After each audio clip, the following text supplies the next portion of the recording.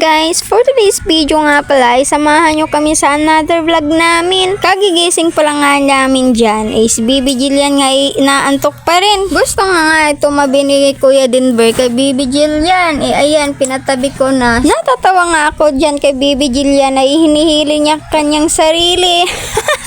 Ewan ko sa'yo Bibi Jillian. Ganyan nga kasweet si Bibi Jillian kapag bagong gising. Hala. Pinapabangon ko na nga si kuya nyo Pukoy dyan ay para nga makabili na ng kape. Binigyan ko na nga dyan si kuya nyo Pukoy ng pangbili ng kape sa tindahan. Ayan ay gusto pa nga dagdagan ko pa raw ng pangbili daw niya ng sigarilyo. Abay ayaw umalis gusto ay may suhol nga raw siya Ay agoy Rudy.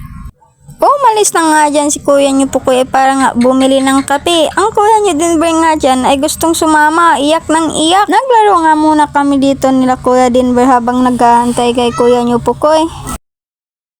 A few moments later. Pinatimpla ko na nga dyan si kuya nyo Pukoy. Ikarga-karga ko nga si Bibi Jillian. Para nga ay makakapi na kami. Pagkatapos nga timpla dyan ni kuya nyo Pukoy, pumunta na kami sa labas para nga ay makakapi na kami. Kung nagtataka nga kayo dyan ay hindi na masbatin nyo ang aking pag-voice over. Ginawa ko ng Tagalog nga may nag-request sa akin. Sinunod ko nga ang inyong request na Tagalog ko. Nagdadalawang isip nga ako dyan nung sabihin sa akin na kung pwede nga ay akin nga Tagalog. Sinunod ko na lang yung request nyo sa akin na kung pwede Tagalog ko yung aking voice over. Kasi nga, ganun ko kayo kamahal. Ika nga, for the love na lang sa inyo. Lalot na sa mga solid followers ko dyan. Mga paminta, kape pala tayo. Pinagpatuloy ko na nga dyan ang aking pagkakape. Pagkatapos ko nga dyan kape, ay pumunta ako sa kapitbahay namin para manghiram ng lighter. Nilinis ko na nga dyan ang aming mahiwagang silin, charot. Kasi nga ay maraming nakakalat ng mga plastic. Kasi nga pag si kuya nyo Pukoy dyan ang nakatukay, sos, super kalat talaga. Ang aming mahiwagang silin. Ay aroy, bakit ayaw gumana nitong lighter na to? Lighter ulit para nga ay mabuhay na yung aming silin. Charot! Kasi hindi ko nga dyan sa mahiwagang silin namin. Nanghingi nga ako dyan sa kapitbahay namin ng kahoy. Para nga may magamit ako sa silin namin. Charot! Silin nga ay.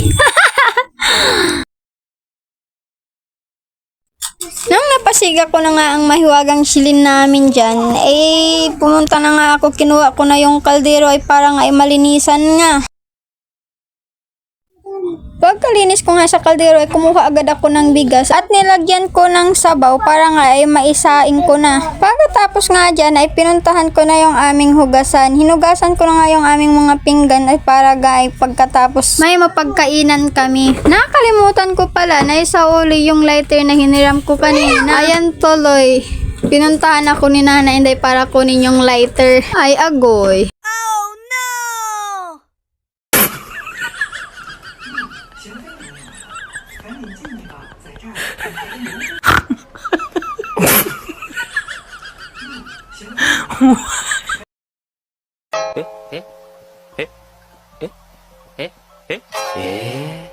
Iba talagang tama pag gumagawa ng content si Miss Paminta nyo. Agoy, Rode. Pagkakulungan ng sinaing ko inalis ko yung sabaw at tinakpan ko na nga ulit dyan. Then after gani sa kusina pumunta na ako sa labas para nga aking na ituloy yung pagwawalis ko para nga matapos na.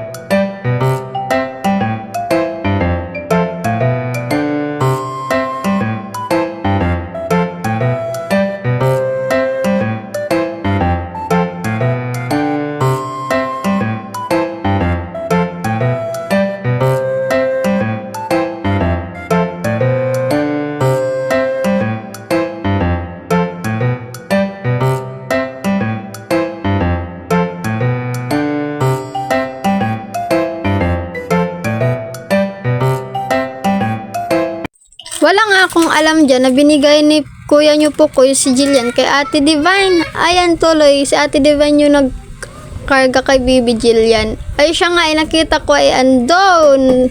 Nakatayo, nakipagmarites na naman. Uminom nga ako ng tubig dyan kasi nauhaw ako. Sa sobrang dami siguro ng gawain dito sa bahay. Kaya ayan na, inuhaw na. Kinuha ko na nga dyan si Bibi Jillian kay Ate Divine para nga ay mapadidi ko na. Ang kuya Denver nyo nga dyan ay iyak kang iyak ay gusto nga tumawag kay nanay niya. Nung tumawag nga si nanay niya ay super sadya nga ni kuya Denver nyo dyan. Kung mapapansin nyo nga dyan ay si kuya nyo Denver ay super kulit talaga. Tawang-tawa nga ako dyan kay kuya nyo Pukoy. Tinutok ko na nga dyan naman daw sa kanya yung camera. Ang Bibi Jillian nyo nga dyan ay nadamay naman sa kakulitan ni kuya niya. Tinawag na nga ako dyan ni Kuya Gang ay parang nga ay makuha ko yung binigay niya sa amin na sabaw. Salamat pala dito Kuya Gang sa sabaw. Pinauna ko na nga dyan sila Kuya Denver at Jillian pakainin. Ay parang nga ay wala nang disturbo sa amin pag kami na ang kakain. Pinanglagyan ko na nga sila ng ulam nila. Sabaw lang nga lang ang nilagay ko sa kanin ni Bibi Jillian.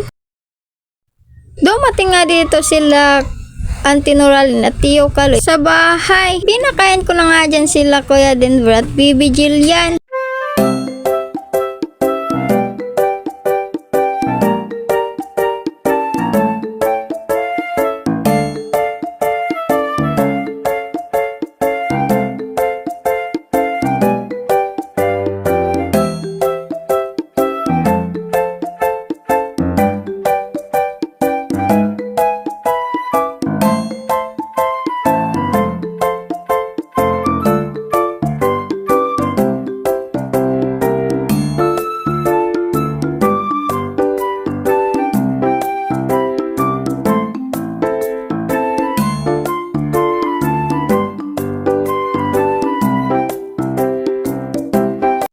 Kumain na nga rin ako dyan kasi nagugutom na nga ako.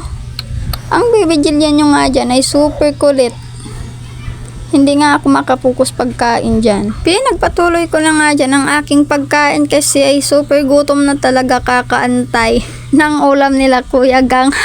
Charot. Binigay ko na nga dyan kay kuya nyo po ko si Bibi Jillian ay kako nga ay makakain ako ng maayos. Uminom na nga ako dyan ng tubig ay para nga ay makuha ko na si Bibi Jillian kay kuya nyo po ko. Pagkatapos ko nga dyan inom ay sila nga sa labas ay nag-prepare na nga para nga ay makapunta na sila sa bukid. Hanggang di dinalagayan akong video. Salamat sa panonood.